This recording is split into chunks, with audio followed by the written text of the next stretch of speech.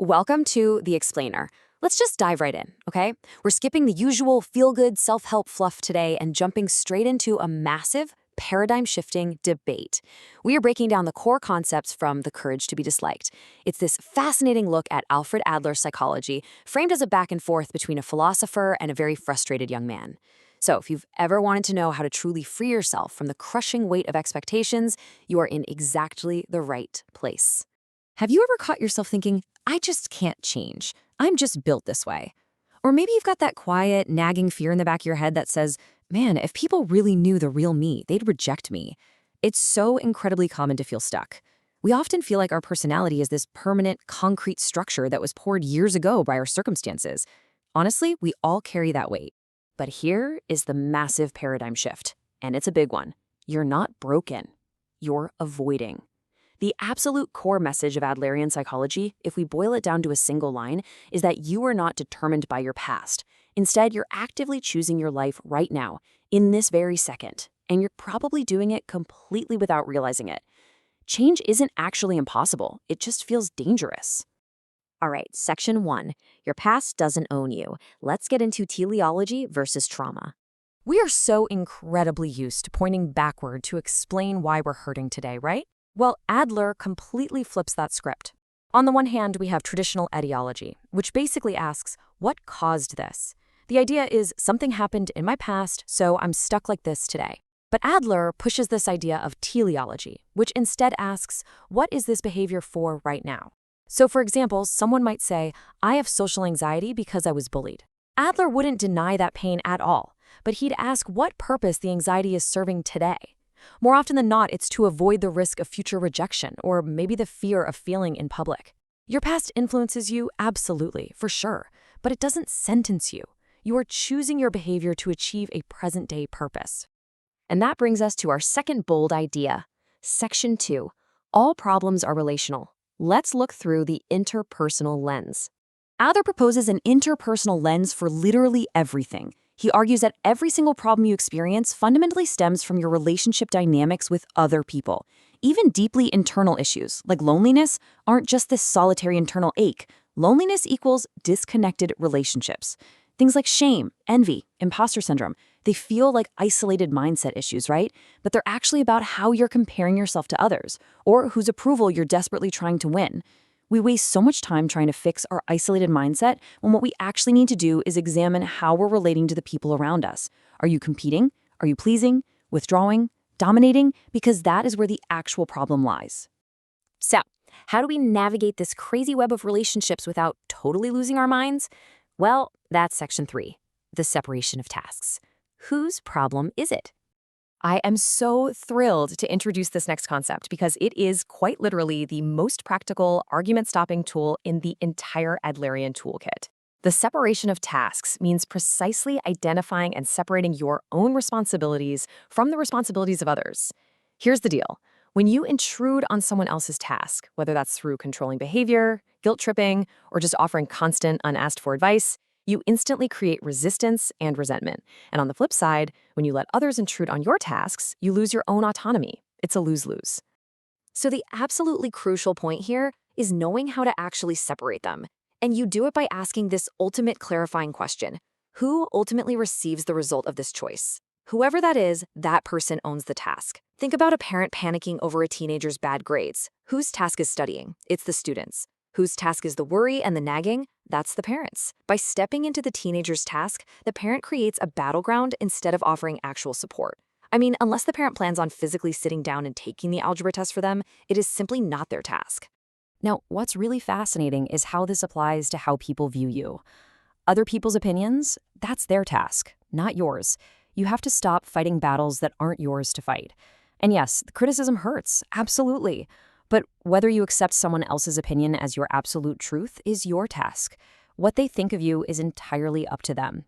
Freeing yourself from trying to manage their task is just utterly life-changing. Which leads us perfectly into the emotional core of this entire philosophy. Section 4, the price of freedom, or having the courage to be disliked. Now, having the courage to be disliked is absolutely not permission to just go out and be obnoxious or cruel to people. It's about escaping the suffocating prison of other people's expectations. True freedom means accepting that not everyone is going to applaud you, and that's okay. The cost of living authentically is that some people simply won't agree with your choices. That dislike, it's just the receipt you pay for a genuine life. Seriously, if absolutely zero people dislike you, that's a massive red flag. It means you're likely shape-shifting to please everyone, which means you're living for them instead of for yourself. So once you actually stop chasing universal approval, how do you connect with people in a healthy way? That's section 5, horizontal relationships. Stop trying to win people. We really have to completely stop trying to win people or rank them in our lives. Vertical relationships are manipulative. They're built on this idea of superiority and inferiority, and they rely on praise to basically train people like pets. Good child or bad employee. Adler urges us to move away from that and toward horizontal relationships. This means viewing everyone as equal human beings who just happen to have different roles. Instead of using manipulative praise, you use equal encouragement. You say things like, "I see your effort," or "I trust you to handle this." The goal isn't to win the relationship, it's to actually connect within it. If you can master that, you unlock the ultimate goal of this entire explainer. Section 6, the 3 keys to happiness: accept, trust, and contribute. Let's break these steps down really quick. Step 1 is self-acceptance. Now, this isn't narcissism, and it's not claiming you're perfect. It's just honest acceptance.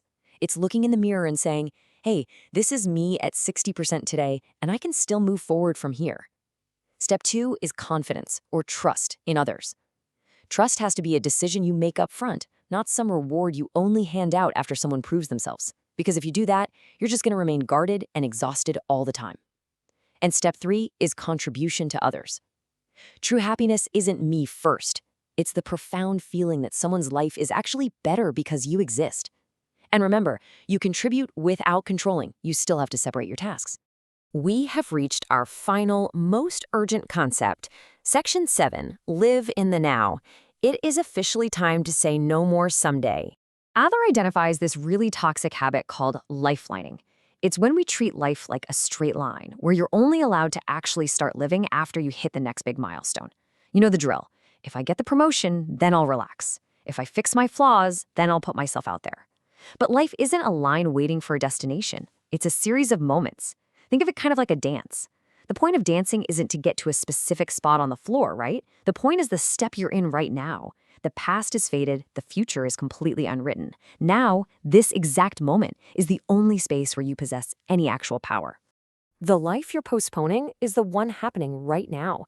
Man, that is a hard-hitting truth. Every single day you wait for permission from your past or you wait for approval from others in the future, you are actively sleeping through the only life you actually own. The urgency to shift your paradigm isn't tomorrow, it's today. All right, let's rapidly recap the amazing journey we just took through this explainer. First, ask what your behavior is for, not just what caused it. Look at your relationship patterns when you feel stuck.